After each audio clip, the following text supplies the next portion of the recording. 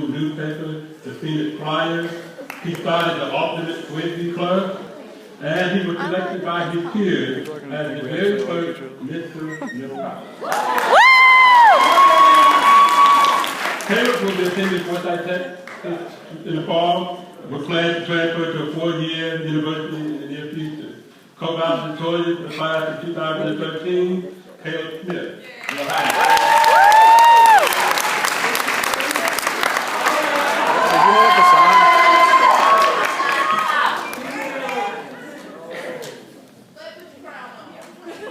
He says Mr. Middle College. What he means is King of Middle College.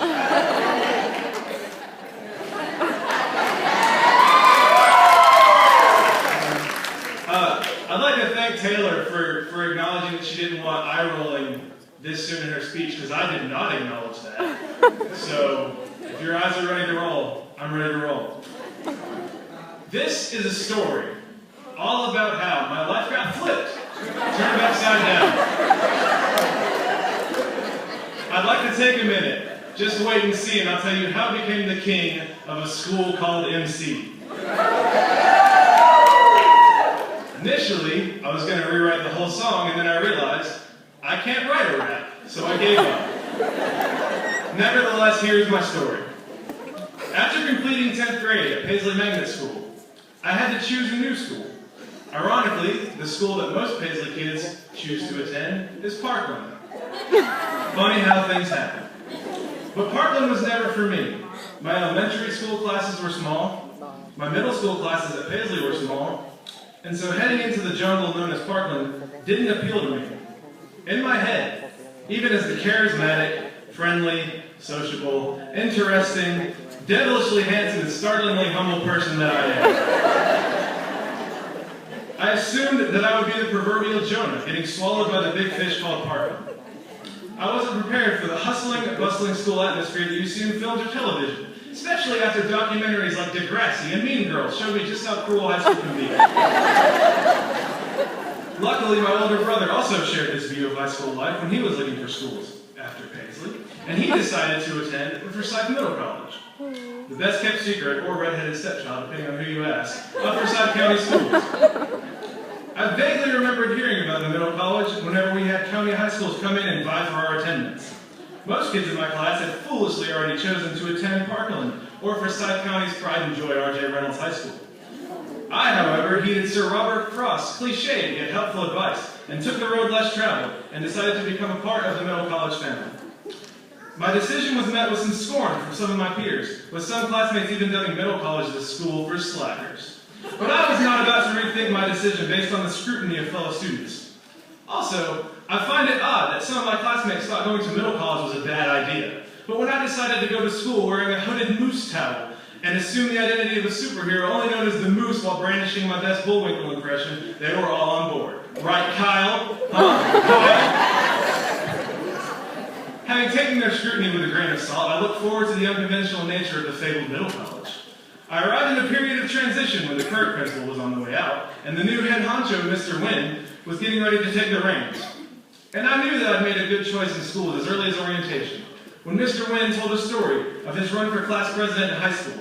He informed us that his campaign slogan was, "Make it a win with win." And I knew that a school where terrible puns were so highly valued was the place for me.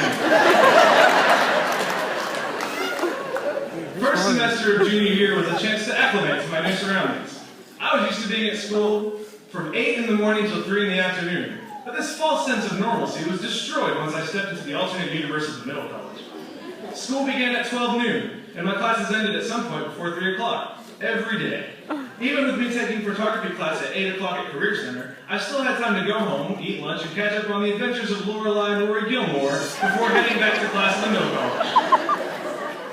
Once second semester started, I undertook the challenge of dual enrollment, taking college English while taking 2 classes at the middle college. I completed the semester and felt on top of the world. Not only had I just successfully completed junior year, which was never really in question, but I had done it while only being at school for a few hours a day. Now, the differences between junior year Caleb and senior year Caleb are startling. Junior year Caleb was unsure of himself, had nasty dyed black hair, was fairly reserved, morbidly obese, poorly dressed, and single.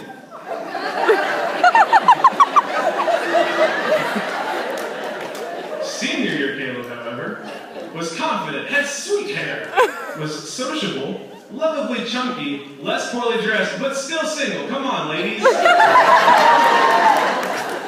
When senior year began, I didn't have the same reservations about it that many other seniors do. The often mentioned senioritis didn't infect me. I had no interest in drinking, partying, going to dances, or any high school sporting events of any kind. Please, don't invite me.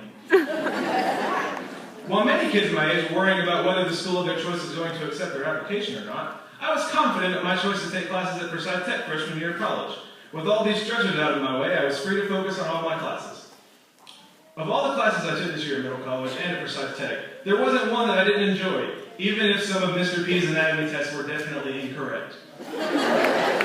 The atmosphere of middle college was possibly the most nurturing school environment for my personality I could have found, and at the risk of sounding cliche, I think it helped me get where I am today.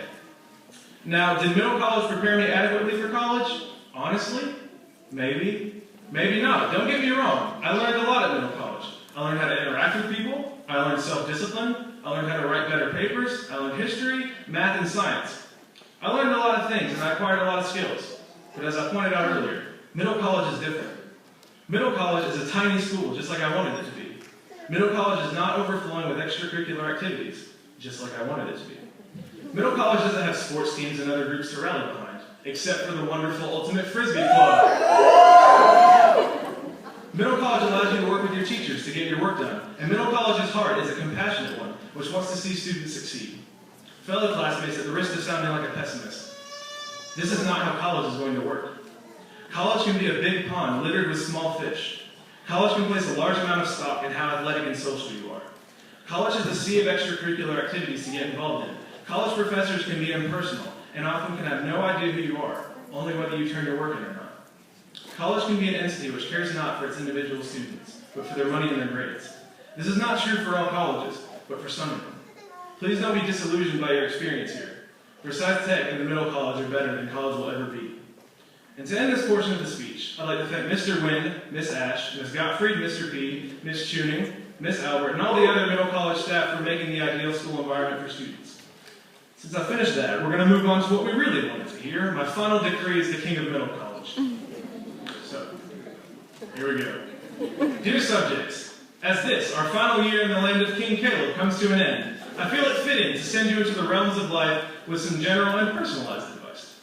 To my subjects heading to the fabled university kingdom, I leave you with this advice. It doesn't matter where you go, what grades you get, how many friends you make, or how many parties you attend. In the end, ramen noodles still taste the same. To my subjects staying here in the land of Forsyth, I'll leave you with this.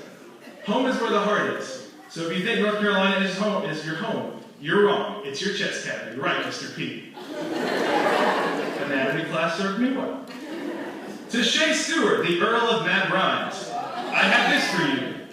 You are a fan of Star Wars and your fashion sense is dapper. And no matter where we go, I'm still a better rapper. To our humble class president, Thomas Hyatt, I have this to say. In the long history of America, there have been few greater presidents than you.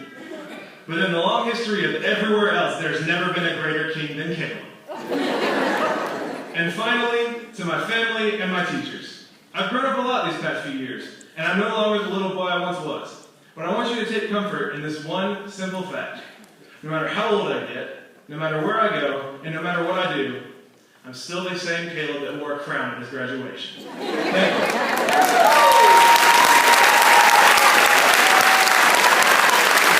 Thank you.